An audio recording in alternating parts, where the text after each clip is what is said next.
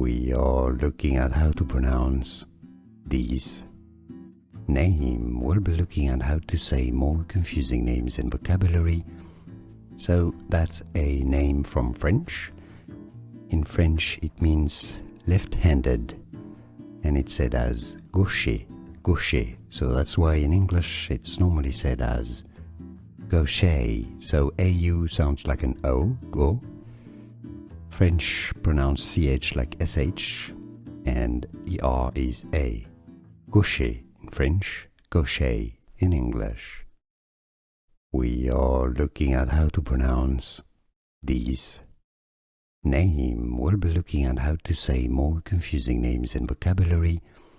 So that's a name from French.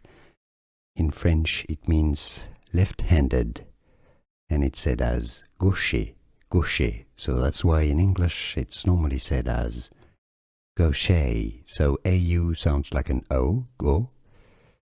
French pronounce CH like SH, and ER is A.